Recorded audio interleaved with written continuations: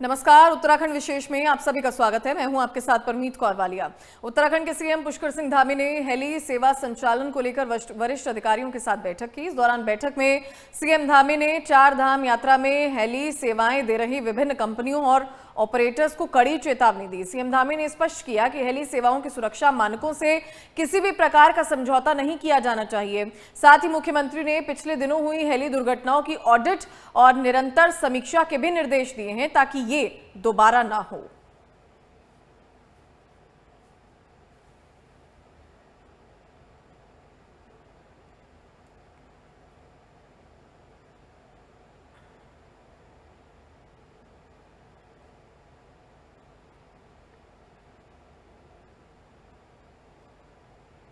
Heli सेवा operators को CM Dhami की तरफ से ये कड़ी चेतावनी दी गई है। हेली सेवाओं की सुरक्षा मानकों पर समझौता नहीं होना चाहिए, सीएम पुष्कर सिंह धामी की तरफ से कहा गया है।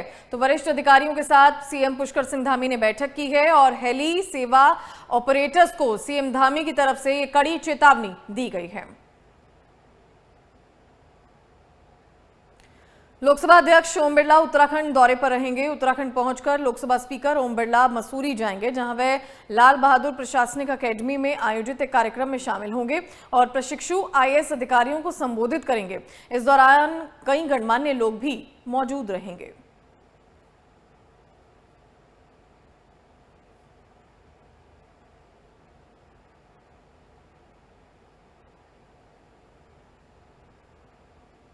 एलबीएस प्रशासनिक अकेडमी में कार्यक्रम का आयोजन किया जाएगा, जिसमें ओम बिरला भी पहुंचेंगे। उत्तराखंड दौरे पर हैं लोकसभा अध्यक्ष ओम बिरला और इसी के चलते प्रशिक्षु आईएएस अधिकारियों को वो संबोधित भी करेंगे।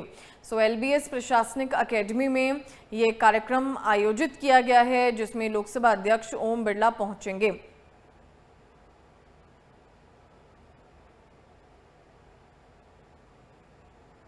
मनीष जंगवाल हमारे संवाददाता हमारे साथ लाइव जुड़ गए हैं। मनीष, लोकसभा अध्यक्ष ओम बिरला उत्तराखंड के दौरे पर हैं और इस कार्यक्रम के बारे में आपसे जानना चाहेंगे, किस तरह का ये पूरा कार्यक्रम है और अधिकारियों को आज वो संबोधित भी करेंगे। देखिए, बिल्कुल जो लाल बहादुर शास्त्री प्रशासनिक अकादमी है, जो प्रमोटी आईएएस होते हैं या जो आईएएस प्रशिक्षु होते हैं, वह यहाँ से ट्रेनिंग लेते हैं और उनको जो है लोकसभा अध्यक्ष ओम बिरला आज संबोधित करने वाले हैं। 17 या 18 राज्यों के ये प्रशिक्षु हैं जिनको ओम बिरला संबोधित करेंगे। 12:30 बजे लोकसभा अध्यक्ष ओम बिरला का लगभग संबोधन शुरू होगा। तो आज उत्तराखंड दौरे पर ओम बिरला आए हैं और मसूरी स्थित जो लाल बहादुर प्रशासनिक अकादमी है, वहां पर उनका ये संबोधन होगा। जो नेता यहाँ पर कई बार आते हैं, क्योंकि कई बार जो है यहाँ पर बड़े जो नेता है वो पहुंचते हैं, वो प्रशिक्षकों को जो है संबोधन भी देते हैं। कुछ दिन पहले शिवराज सिंह चौहान पहुंचे थे, इसी तरीके से गृह मंत्री अमित शाह भी पिछले साल पहुंचे थे। तो ये जो प्रशिक्षु आईएएस होते हैं या जो प्रमोटी आईएएस होते हैं, उनको ये प्रशिक्षण का जो पीरियड होता है वो आज समापन हो रहा है और समापन अवसर पर जो है वो ओम बिरला पहुंच रहे हैं। तो उनका संबोधन जो है आज रहेगा। जी ठीक है, कितने बजे पूरा कार्यक्रम शुरू होगा, क्या कुछ जानकारी? देखिए, ठीक 12:30 बजे के लगभग जो है वो कार्यक्रम उनका संबोधन शुरू होगा। तो ये संबोधन जो उनका होगा लगभग 40 से 45 मिनट या 1 घंटे का लगभग संबोधन उनका होगा। इस दौरान कई और लोग भी उनके साथ मौजूद रहेंगे। जो उनकी ट्रेनिंग हो रही है आईएएस प्रशिक्षु की, उसका समापन अवसर ये है, तो इसलिए उनके लिए भी ये यादगार रहने वाला है, क्योंकि लोकसभा अध्यक्ष उनके बीच पहुंच रहे हैं और जो लोकसभा अध्यक्ष ओम बिरला है वो इस मौके पर मौजूद रहेंगे और अपने अनुभव भी जो है वो लोकसभा अध्यक्ष ओम बिरला जो है इन प्रशिक्षकों के सामने रखेंगे, अधिकारियों के सामने रखेंगे और क्या कुछ ट्रांसपेरेंसी जो है होनी चाहिए सिस्टम में, उसको लेकर कहीं ना कहीं ओम बिरला का उद्बोधन होगा आधारित। जी ठीक है, शुक्रिया मनीष अपडेट देने के लिए। तो एलबीएस प्रशासनिक अकेडमी में पूरा कार्यक्रम आयोजित किया जाएगा और लोकसभा अध्यक्ष ओम बिरला पहुंचेंगे। तमाम अपडेट्स के लिए आपका बहुत बहुत शुक्रिया।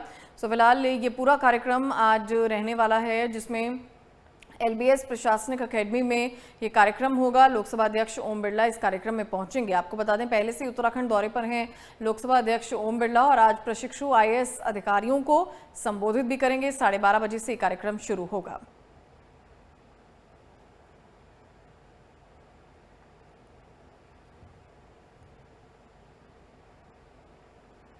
वहीं उत्तराखंड चारधाम यात्रा अपने चरम पर है। बारिश और बर्फबारी के बावजूद चारधाम यात्रियों के उत्साह में कोई कमी देखने को नहीं मिल रही है। देश ही नहीं विदेशों से भी चारधाम यात्रा के लिए श्रद्धालु पहुंच रहे हैं। सबसे ज्यादा यात्री केदारनाथ धाम पहुंच रहे हैं। 30 अप्रैल से शुरू हुई चारधाम यात्रा में अभी तक 26,88,000 से ज्यादा श्रद्धालु पहुंच चुके हैं।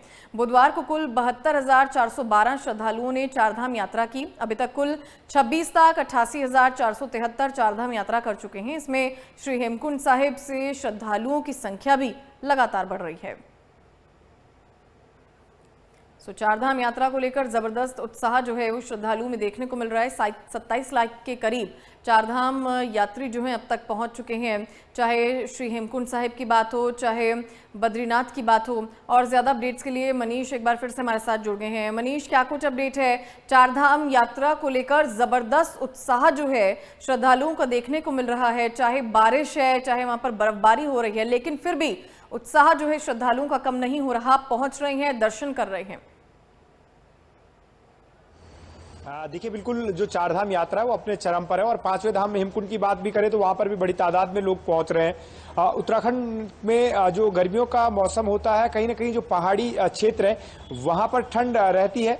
चारों धामों की बात करें या हेमकुंड की बात करें तो वहां पर लगातार जिस तरीके से बारिश भी होती रहती है, मौसम भी बदलता रहता है और कभी कभार बर्फबारी भी जो है वो इस दौरान देखने को मिलती है। तो जो श्रद्धालु होते हैं उनके लिए एक नया अनुभव भी होता है और जिस तरीके से मैदान में जब गर्मी का सितम होता है तो लोग श्रद्धालु अपनी चारधाम यात्रा के साथ मौसम का भी लुत्फ उठाते हुए यहाँ पर नजर आते हैं। लेकिन एक श्रद्धा का सैलाब जो है वो फिलहाल उत्तराखंड में देखने को मिल रहा है और जो यात्रा है वो लगातार नए रिकॉर्ड बना रही है। केवल केदारनाथ की बात करें तो 9 लाख से ज्यादा श्रद्धालुओं ने अभी तक केदारनाथ के दर्शन कर लिए।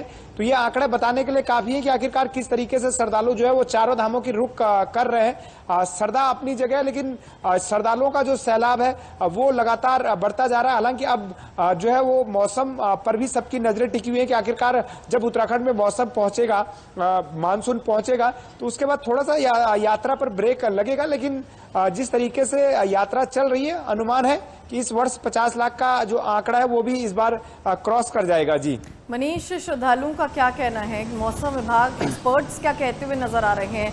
क्या मौसम साफ रहेगा, श्रद्धालु दर्शन कर पाएंगे? और क्योंकि चारधाम यात्रा है और हेमकुंड साहिब की भी अगर बात करें तो किस तरह की कठिनाइयां उनको हो रही हैं और क्या व्यवस्थाओं से श्रद्धालु खुश हैं?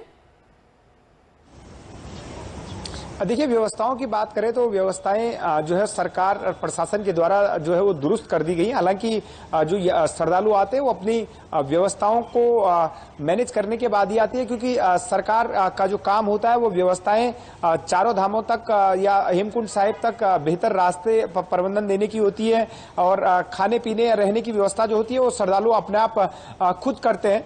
लिहाजा जो श्रद्धालु पहुंचते हैं वो एडवांस में ही अपनी व्यवस्थाओं को दुरुस्त करने के बाद उत्तराखंड पहुंचते हैं।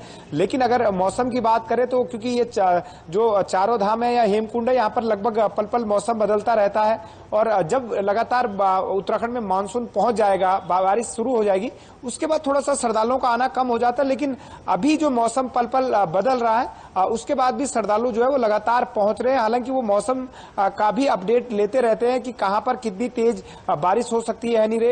जब हैवी रेन होता है तो श्रद्धालु उस समय कहीं ना कहीं रुक जाते हैं, प्रशासन भी अलर्ट कर देता है। लेकिन उसके बावजूद भी जिस तरीके से मौसम लगातार सुहाना उत्तराखंड में हो रहा है, लगातार पर्वतीय क्षेत्रों में बारिश देखने को मिल रही है, तो ठंड भी जो है वो पर्वतीय इलाकों में जो है वो हो रही है और श्रद्धालु जो है अपनी चारधाम यात्रा के साथ साथ मौसम का भी लुत्फ उठाते हुए नजर आ रहे हैं। जी ठीक है, शुक्रिया मनीष अपडेट देने के लिए। तो फिलहाल यात्री जो हैं वो पहुंच रहे हैं। श्रद्धालुओं में जबरदस्त उत्साह देखा जा रहा है चारधाम यात्रा को लेकर।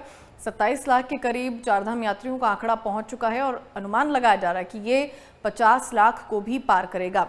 मौसम फिलहाल चार धामों की बात करें तो पल पल मौसम बदल रहा है, क्योंकि पहाड़ी क्षेत्र है। कभी मौसम में बारिश देखने को मिलती है, कभी मौसम साफ होता है, धूप खिलती है, कभी बर्फबारी होती है। लेकिन इसके बावजूद भी श्रद्धालुओं का उत्साह जो है कम नहीं हो रहा है। बड़ी संख्या में श्रद्धालु पहुंच रहे हैं और चारों धामों के दर्शन कर रहे हैं। उत्तराखंड के नैनीताल राजभवन में एक शाम सैनिकों के नाम कार्यक्रम का आयोजन किया गया। कार्यक्रम के दौरान राज्यपाल गुरमीत सिंह समेत प्रदेश के सैनिक और उनके परिवार एकत्रित हुए। इस मौके पर कार्यक्रम में अर्धसैनिक बल के वीर जवानों को सम्मानित किया गया। इस दौरान सैनिक कल्याण मंत्री गणेश जोशी ने कहा कि पहलगाम में निहत्थे पर्यटकों को पाकिस्तानी आतंकवादियों ने मारा था, जिसका बदला ऑपरेशन सिंदूर के रूप में सेनाओं ने लिया। कार्यक्रम को लेकर राज्यपाल गुरमीत सिंह ने कहा कि भारतीय सेनाओं में उत्तराखंड का योगदान लगभग 18% है। देश पर बलिदान होने वाले हर 5वां सैनिक उत्तराखंड से होता है। साथ ही उन्होंने कहा कि उनका बलिदान न केवल हमारे लिए अमूल्य है, बल्कि आने वाली पीढ़ियों के लिए प्रेरणा का स्रोत भी है।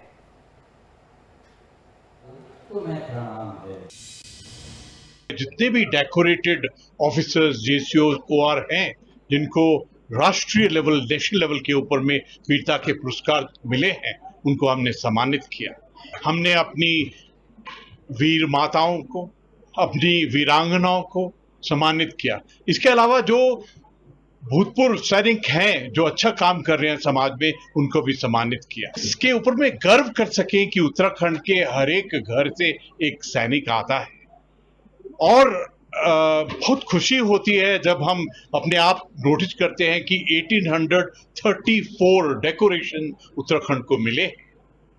हर एक 5 जो बलिदान की गाथा है, उनमें से एक उत्तराखंड की गाथा। तो मुझे ऐसा लगता है कि पूरे जो इंडियन आर्म्ड फोर्सेस हैं, उसमें 18% उत्तराखंड का सहयोग है। उत्तराखंड में हरिद्वार जिला छोड़ बाकी प्रदेश के 12 जिलों में पंचायत चुनाव कराए जाने की तैयारियां तेज हो गई हैं। एक तरफ जहां उत्तराखंड सरकार ने पंचायत में तैनात प्रशासकों के कार्यकाल को बढ़ाया, तो वहीं दूसरी ओर शासन ने पंचायतों में आरक्षण का नोटिफिकेशन जारी कर दिया है। पंचायती राज सचिव की ओर से जारी नोटिफिकेशन के अनुसार उत्तराखंड की ग्राम पंचायत, क्षेत्र पंचायत और जिला पंचायत के स्थान और पदों का आरक्षण के साथ ही आवंटन किया गया है। बताया जा रहा है कि निर्वाचन आयोग द्वारा 20 जून के बाद को भी कभी भी पंचायत चुनाव कराए जा सकते हैं।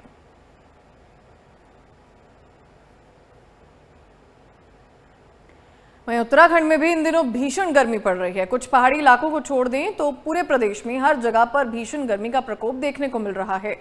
उत्तराखंड के अधिकतर जिलों में तापमान में अचानक से काफी बढ़ोतरी हुई है। उत्तराखंड के पर्वतीय जिले टिहरी गढ़वाल, पौड़ी गढ़वाल, देहरादून समेत हरिद्वार और उधम सिंह नगर में भीषण गर्मी पड़ रही है। मौसम विभाग की माने तो उत्तराखंड में जल्द ही मानसून दस्तक देगा, जिससे लोगों को गर्मी से राहत मिलेगी। उत्तराखंड के पिथौरागढ़, अल्मोड़ा और बागेश्वर जिले सबसे ज्यादा यहां पर बारिश देखने को मिल सकती है।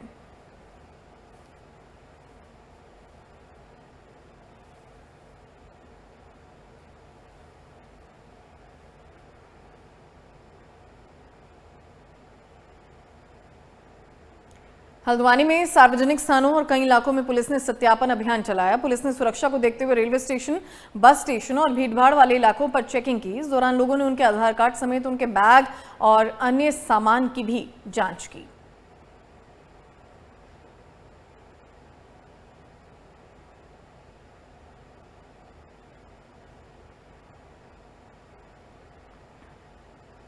उत्तराखंड के अल्मोड़ा पुलिस ने नशे के खिलाफ कार्रवाई करते हुए एक नशा तस्कर को अरेस्ट किया है। पुलिस ने अल्मोड़ा टैक्सी स्टैंड के पास चेकिंग अभियान के दौरान तस्कर को गिरफ्तार किया। पुलिस ने उसके पास से 8 ग्राम से ज्यादा स्मैक बरामद की, जिसकी कीमत करीब 2.5 लाख रुपए बताई जा रही है। फिलहाल पुलिस ने आरोपी के खिलाफ NDPS एक्ट के तहत मामला दर्ज कर कार्रवाई शुरू की।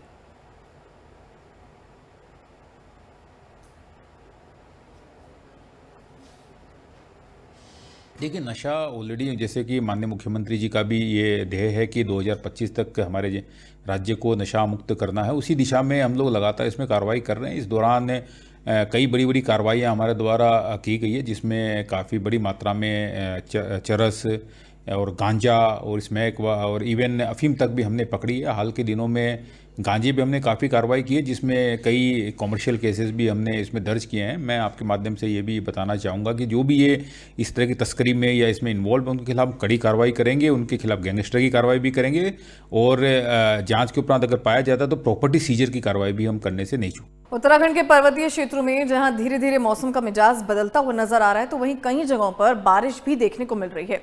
उत्तराखंड में 16 जून के बाद पूरे प्रदेश में बारिश देखने को मिलेगी। आने वाले दिनों में मौसम को लेकर मौसम विभाग के निदेशक विक्रम सिंह चौहान से हमारे संवाददाता मनीष डंगवाल ने खास बातचीत भी की। उत्तराखंड के कुछ पहाड़ी जिलों में जहां हल्की बारिश की जो शुरुआत है वो हो चली है, वहीं जो मैदानी जिले हैं वहां पर अभी भी उमस देखने को मिल रही है। लेकिन क्या कुछ आगे मौसम का जो है वो हाल रहने वाला है? बातचीत करने के लिए हमारे साथ उत्तराखंड मौसम वैज्ञानिक जो केंद्र है उसके निदेशक विक्रम सिंह चौहान जी हैं। सर, किस तरीके से आप देख रहे हैं, क्योंकि लगभग आपने भी एक अनुमान लगाया था कि 10 जून के आसपास जो है वो मानसून लगभग उत्तराखंड में प्रवेश कर जाएगा। अभी मानसून की क्या कुछ स्थिति है सर? बिल्कुल, देखिए मानसून की जो बात है उसमें अभी बीच में थोड़ा वीक पड़ा है, जिससे जो आपके 29 के अराउंड जो है उसने आसाम तक कवर किया था, तो वही स्थिति बनी हुई थी अभी जो है। लेकिन अब कंडीशंस फेवरेबल है, थोड़ा बारिश की एक्टिविटी मिलनी शुरू हो रही है, तो वो आगे बढ़ेगा। तो जहाँ तक मानसून पहुँचने की बात है तो उसमें एक कंटिन्यूटी आनी चाहिए रैन में, और फिर आगे जो है जैसे यूपी है उसको कवर करते हुए वेस्ट यूपी है, तो इस एरिया को फिर उत्तराखंड पे भी वो पहुँचता है। बाकी जैसे आप देखें तो शुरुआत मानसून की जल्दी हो गई थी अभी केरल में, तो वहाँ से अगर एक नॉर्मल स्पीड से मानसून का फ्लो चलता रहता है तो करीब 20 डेज वो लेता है उत्तराखंड पहुँचने तक में। लेकिन 10 के बाद जैसे पहले फोरकास्ट दी भी गई थी कि 4-5 तारीख तक तो बारिश है जून में, लेकिन उसके बाद एक वीक जो करीब वो ड्राई रहने वाला, तो वो स्थिति देखने को मिली है। हमने ये बोला कि हाँ 20 दिन लेता है और उसके 10 के बाद ही जो है वो मानसून के पहुंचने की संभावनाएं बनेगी। तो अब अगर आज की डेट में आप बात करते हैं तो ऑलरेडी हमको जो बारिश की एक्टिविटी वो मिलनी शुरू हो गई है। लेकिन जैसे मैंने बोला कि 14-15 से पूरे प्रदेश में ही जो है अनेक जगहों तक में अच्छी बारिश मिलेगी और साथ में हैवी रेंस भी का दुका है वो भी देखने को मिलेगी। परंतु जो और स्टेट्स जैसे यूपी वगैरह है वहाँ पे अभी जो कंटिन्यूटी हमको मिलनी चाहिए बारिश की वो मिली नहीं, तो डिक्लेयर होने में चीज़ें अभी एकदम नहीं होगा, बताया जाएगा 3-4 दिन पहले जब यहाँ तक भी पूरा फ्लो जो मानसून का पहुँचता है। लेकिन हाँ बारिश की जहाँ तक एक्टिविटी अब जो है तो वो मिलनी अच्छी उत्तराखंड में शुरू हो जाएगी कल के बाद से जी। यानी कि 16 के बाद जो है वो लगभग पूरे प्रदेश में बारिश का सिलसिला जो है वो शुरू हो जाएगा, जो अभी तक का अनुमान है। बिल्कुल 14 तारीख से आप देखेंगे कि जो हिल्स में खासकर ज़्यादातर जगहों में बारिश मिलेगी और मैदानी क्षेत्रों में भी कुछ जगहों तक में मिलनी शुरू हो जाएगी। तो आज और कल भी स्कैटर्ड एक्टिविटी तो कुमाऊं क्षेत्र में बोलूँगा या अंदर के डिस्ट्रिक्ट में बोलूँगा उसमें वो मिलने वाली है आज और कल भी जो है। और जैसे आपके पिथौरागढ़ है, बागेश्वर है, तो उनमें तो ज़्यादातर जगहों में मिल रही है। पास्ट 24 आवर्स में भी हैवी रेंस आपको जो है चमोली में मिली है, इसी तरह जो है रुद्रप्रयाग डिस्ट्रिक्ट में मिली है, बागेश्वर में तो 2-3 स्टेशन मिले हैं। तो रेनफॉल एक्टिविटी ठीक है कुमाऊं रीजन है या फिर उससे लगाओ गढ़वाल के अंदर की डिस्ट्रिक्ट है उनमें मिल रही है। तो आगे इसके बढ़ने की और डिस्ट्रीब्यूशन बढ़ेगा और एक्टिविटी बढ़ेगी आगे। सर, अमूमन हम देखते हैं कि जो मानसून का प्रवेश उत्तराखंड में होता है 25 जून के लगभग होता था। इस बार थोड़ा सा बारिशें नियमित रूप से बीच में भी हुई है। कितना फायदेमंद इसे आप किसानों के लिए मानते हैं और खासकर प्रकृति के लिए जो स्रोत है उनके लिए मानते हैं? नहीं, बिल्कुल बारिश की एक्टिविटी जो हमारा प्री मानसून सीजन है जो मार्च से लेके मई तक का पीरियड रहता है तो उसमें अच्छी बारिश मिली है, एक्सेस में है रेन जो है। और विशेषकर उसमें देखेंगे आप मई मंथ में तो वो तो large excess 80% and above rain मिली है, तो वो बहुत ज़्यादा हो गई। लेकिन पूरे सीजन की भी देखेंगे मार्च से लेके मई तक की तो वो भी अच्छी बारिश हमको वो देखने को मिली थी। इसके बाद अब जून में जैसे फर्स्ट वीक में 3-4 दिन तो मिली है, लेकिन उसके बाद थोड़ा ड्राई रहा है। तो अब वो शुरुआत जो है जून में भी हो रही है। जहाँ तक किसानों के लिए था उनके थोड़ा जब फसल कटने का टाइम रहता उस समय बारिश हो रही थी तो कुछ जगहों में थोड़ी दिक्कतें जरूर हुई है, लेकिन ओवरऑल देखें तो अच्छा ही है, बारिश अच्छी मिली है। तो आपने देखा कि समर भी इतना पीक नहीं हमको मिला है और फॉरेस्ट फायर में कोई इवेंट्स नहीं मिली हैं। इसी तरह जो जल स्रोत है वो भी रिचार्ज होते रहे तो पेयजल की भी कोई संकट या इस तरह की दिक्कतें नहीं देखने को मिली। तो ओवरऑल तो अच्छा था, टेम्परेचर भी कम रहे तो अच्छा था वो। एक सर लास्ट सवाल ये कि चारधाम यात्रा उत्तराखंड में चल रही है, खासा सबका नज़र जो है जो चारधाम यात्रा पर आते हैं उनके मौसम विभाग पर उत्तराखंड की रहती है। तो पल पल की अपडेट आप कैसे आप लोगों को देते रहेंगे कि जो चारधाम यात्रा पर आए ताकि उनको कहीं पर जो है वो मुसीबतों का सामना ना करना पड़े? बिल्कुल, देखिए जो वेदर एक्टिविटी का मॉनिटरिंग वो 24/7 है। ऐसा नहीं है कि जो उसमें जब यात्रा तभी देंगे, हम समय देते हैं जब भी कोई सीवियर वेदर या किसी तरह की इवेंट है उसको बिल्कुल बताया जाएगा। जहाँ तक यात्रियों के लिए तो उनको ये चाहिए कि जो है जो हमारी वेबसाइट है और डे टू डे के जो अलर्ट्स वगैरह जो है वो देते हैं हम लोग जो है, तो वो चीज़ को देखते रहें और उसी तरह अपनी यात्रा को प्लान करें। वीक भर तक का भी हमारा पूरा अनुमान रहता है, हैवी रेंस वगैरह किस दिन है, ज़्यादा है, ऑरेंज है या रेड अलर्ट है, तो वो सभी हम देंगे जैसे जैसे वेदर की सीवियरिटी का हमको दिखता है। तो उसके अनुसार अगर वो प्लान करेंगे, अपना एक धैर्य के साथ यात्रा करेंगे तो दिक्कत नहीं होगी जो है। इसके साथ साथ आप देखेंगे जो नाव कास्ट है हर 3 घंटे में हम लोग जो देते हैं कि किस एरिया में इस समय जो एक्टिविटी चलने वाली है और किस तरह की एक्टिविटी चलने वाली है, तो उसमें भी उसी तरह जो आपका येलो, रेड या ऑरेंज जो अलर्ट है, येलो सबसे लोएस्ट कैटेगरी रहेगा जिसमें कि हाँ थोड़ा आपको वॉचफुल रहना है, लेकिन जब ऑरेंज या रेड में जाता है तो सीवियरिटी वेदर की बढ़ने वाली है। तो वो मैसेज जिस एरिया में वो एक्टिविटी होने वाली है, तो कॉमन अलर्ट प्रोटोकॉल के थ्रू जो कि एनडीएमए द्वारा उसको आगे प्रसारित किया जाता है, तो हम यहाँ से जो भी सूचनाएं स्पेसिफिक एरिया के लिए वो भेजते हैं और वहाँ से आगे फिर जो है जो मैसेज है, अलर्ट है, मैसेज के थ्रू जो है जो उस एरिया में लोग होंगे उनको वो मिलेगा। तो उस समय उनको उस चीज़ को देखना चाहिए कि कितने समय पहले का कब का ये टाइमिंग इसके लिए बताया गया है, और उस दौरान थोड़ा जो है जो सतर्कता है वो बरतें। तो मैं समझता हूँ फिर दिक्कत वाली बात कहीं रहेगी नहीं। और ऐसे डे में भी जो एक्टिविटी होनी है किसी दिन बहुत ज़्यादा हेवी रेंस वगैरह इस तरह का है, तो वो मॉर्निंग में भी जो है जो कैप है वो इशू कर दिया जाता है कि हाँ इन डिस्ट्रिक्ट्स में जो है इस तरह की एक्टिविटी मिल सकती है। तो वहाँ पे फिर एक पहले से ही आपको एक जानकारी मिल जाएगी, और जब वो एक्टिविटी चल रही है होने वाली तब भी आपको कैप के थ्रू वो चीज़ें मैसेज के थ्रू मिलेंगी। तो इस तरह का पूरा तैयारी है, अगर लोग ध्यान देंगे उस चीज़ों को तो मैं समझता हूँ फिर आप आपदा से बच सकते हैं। जी धन्यवाद हमसे बातचीत करने के लिए। ये विक्रम सिंह चौहान जी, जिनका साफ तौर से कहना है कि उत्तराखंड में अगर बात करें तो 16 तारीख के बाद जो है वो पूरे प्रदेश में लगभग बारिश का सिलसिला शुरू हो जाएगा। और इस साथ राहत की बात ये रही है कि जो समय समय पर बारिश हुई है उससे गर्मी भी कम पड़ी और किसानों के लिए और प्राकृतिक स्रोतों के लिए जो है वो बेहतर जो है वो बारिश इस समय रही है। कैमरा पर्सन मनोहर रावत के साथ मनीष जंगवाल, MH1 न्यूज़, देहरादून।